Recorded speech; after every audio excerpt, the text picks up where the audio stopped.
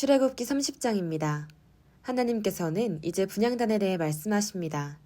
분향단은 언약궤, 진설병상 등과 같이 조각목으로 만들고 금으로 싸게 하십니다. 순금으로 도금하는 것은 금과 같이 아름다운 하나님의 영광과 그의 언약의 불변성 등을 나타내는 것이라 할 수 있습니다.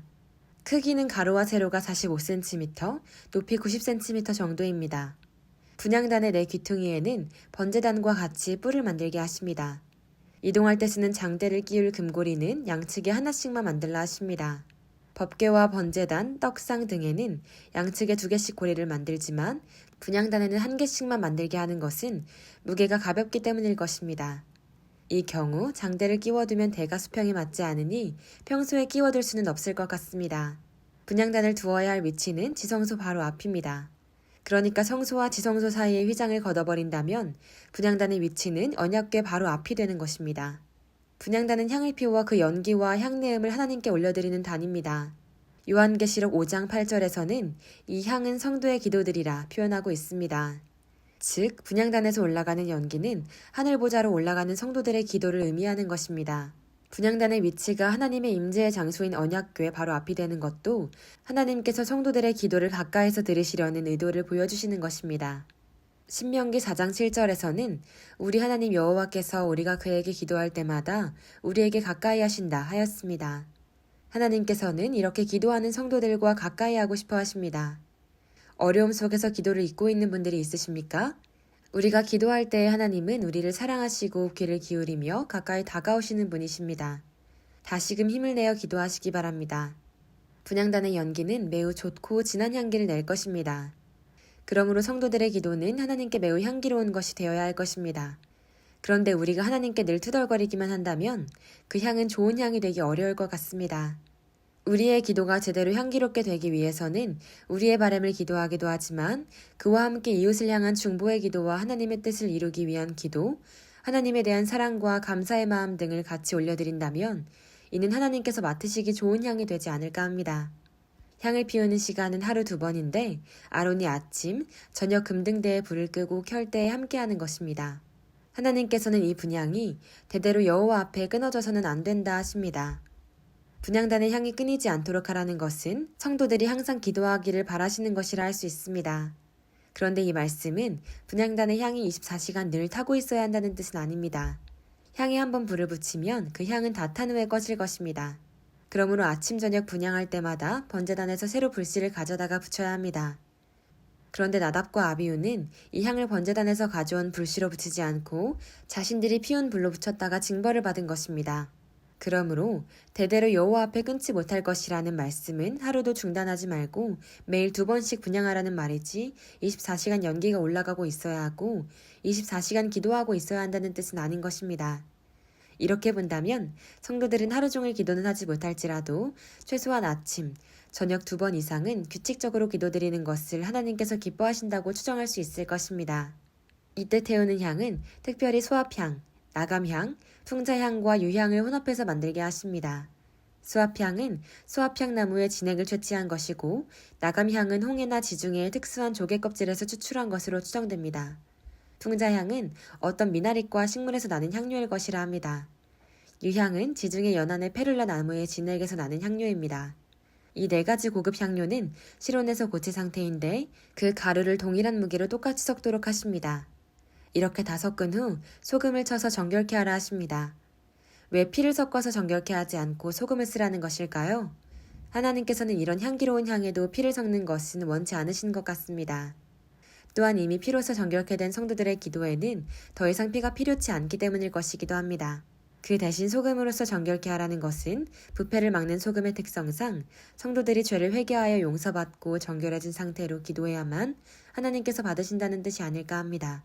하나님께서 그 향 얼마를 곱게 찌어 내가 너와 만날 회막 안 증거궤 앞에 두라 하시는 구절은 아마도 이 향료를 지성소 안에 들어가서 언약궤 앞에 두라는 뜻은 아닐 것입니다. 그보다는 휘장 바로 앞이 언약궤 앞이므로 그 향료를 분향단에 올려두라는 뜻이라 할 수 있을 것 같습니다. 그렇다면 이 향료는 아마도 하나님 앞에 보관 중에도 계속해서 향기를 발하고 있을 것입니다. 이는 성도들이 기도하지 않는 시간에도 하나님 앞에, 세상 앞에 향기를 발하고 있기를 원하시는 것이 아닐까 합니다. 이 향료를 피우면 성막에서 늘 있는 재물의 피 냄새와 고기 타는 냄새 등을 줄여줄 수도 있을 것입니다. 성도의 역할은 이렇게 아름답고 좋은 향기여야 할 것 같습니다. 하나님께서는 이 향료를 다른 방법으로나 다른 목적으로 만들지 말라 하십니다. 만약 이를 어긴다면 백성 중에서 끊어질 것이라 합니다. 또한 이 분향단에는 정해진 향 외에 다른 것을 사려면 안 된다 하십니다. 오로지 하나님께 분향하려는 목적으로 하나님의 정해주신 방법대로 만들어서 오직 하나님께 분향하는 데만 사용하라는 것입니다. 또한 분향단은 오직 향을 사르는 것만 하고 기타 제사법을 시행하지 말라 하십니다. 분향단은 향기롭고 깨끗한 것이기 때문에 그 위에서 제사를 드리거나 술을 붓게 되면 깨끗함을 잃게 되고 본래의 의미가 사라지게 됩니다. 이 모든 지시사항은 그리스도의 구속의 복음 외에 다른 것을 더하면 하나님 앞에 죄가 된다는 것을 가리킵니다. 또한 이렇게 하나님의 뜻에 맞는 기도만이 하나님을 기쁘시게 하고 그분의 응답을 더 잘 받게 할 것임을 나타내기도 합니다. 대제사장은 1년에 한 번씩 분향단을 속죄제의 피로 정결케 하라 하십니다. 분향단을 정결케 하는 날은 아론이 1년에 한 번씩 지성소로 들어가 속죄제를 드리는 7월 10일 대속죄일입니다.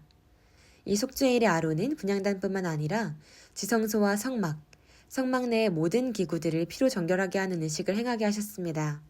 성구도 죄인인 제사장의 손에 접촉되는 동안 부정을 입게 될 것이니 하나님 앞에 계속 사용되기 위하여서는 매년 한 번씩 피로써 정결케 해야 했던 것입니다.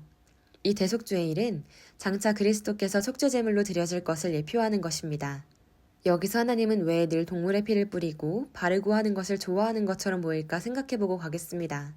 사실 하나님은 인간을 사랑함으로 인간의 죄를 사해주기 위해 또한 장차 인간의 죄가 그리스도의 피로 인해 정결케 될 것을 학습해주기 위해 이렇게 하는 것이지 단순히 동물의 죽음과 그들의 피를 좋아하시는 분은 아닐 것입니다.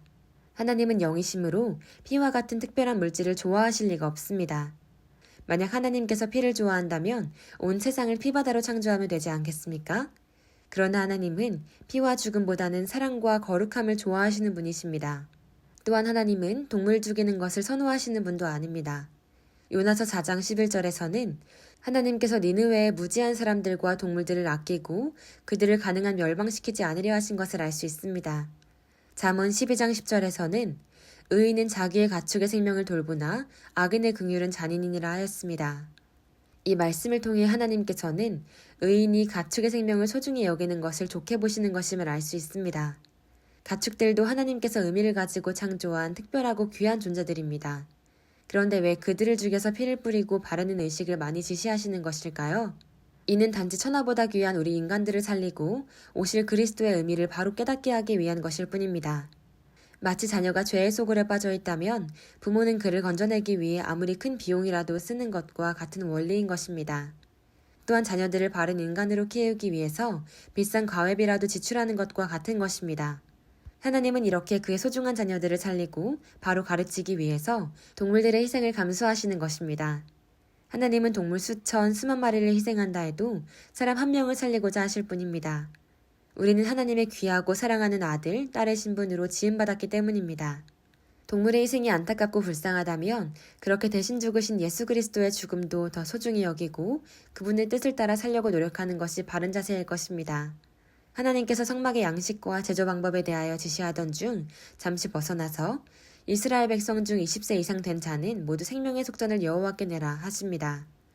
생명의 속전이란 죽을 수밖에 없는 죄인을 죄 없다고 해주신 하나님의 은혜에 감사하는 일종의 배상금이라 하겠습니다. 이 제도는 이집트에서 종살이하다가 구출받은 사건을 바탕으로 제정된 것입니다. 그리고 장차 예수께서 우리를 위해 피 흘려주심으로 그 값을 완전히 지불하신 것입니다.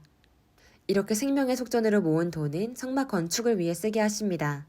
원래 생명의 속전은 인구 조사할 때 20세 이상인 사람이 평생 한 번만 내는 것이었는데 후에 성전을 지은 후부터는 성전의 유지 관리를 위해 매년 드리는 성전세로 변형된 것 같습니다. 생명의 속전비는 성소의 세겔대로 반 세겔씩입니다.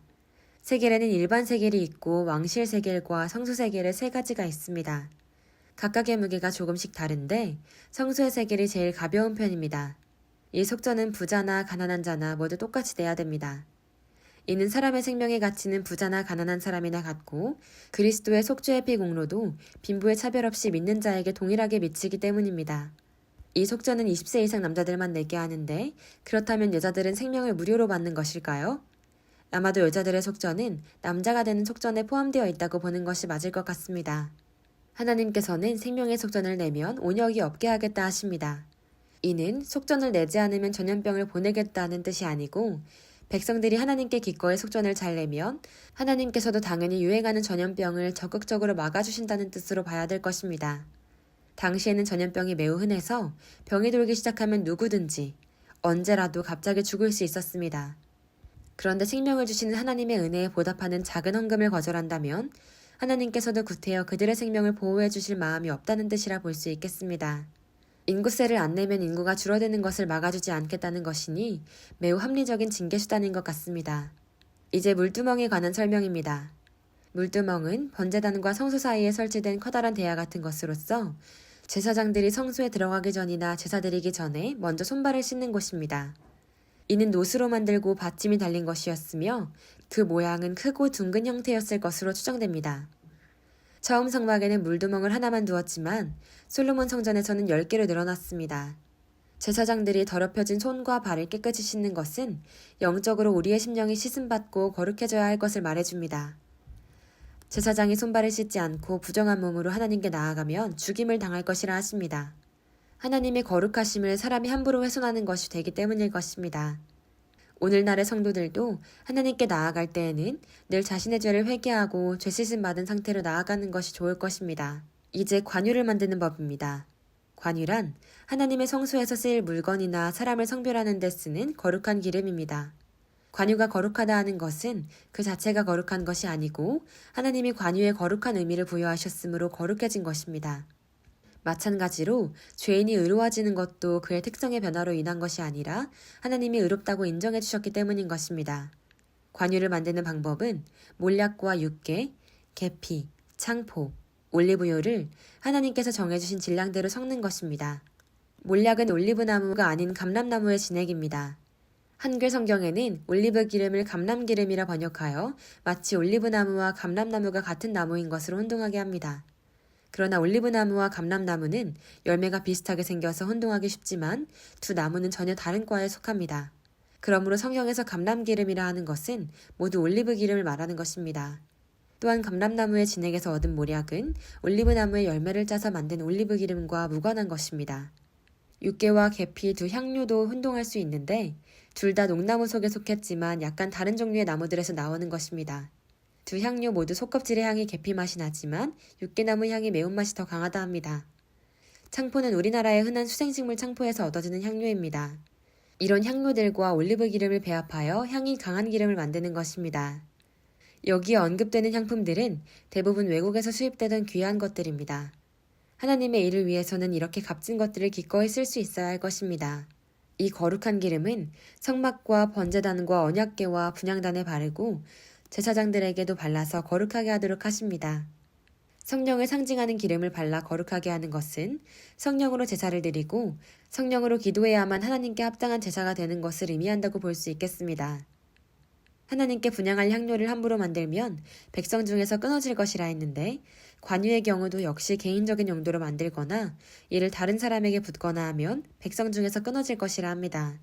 관유는 성령의 은사를 상징하는데 성령의 은사는 말씀과 하나님의 뜻대로만 사용하고 사사로이 사용해서는 안 될 것임을 말해줍니다.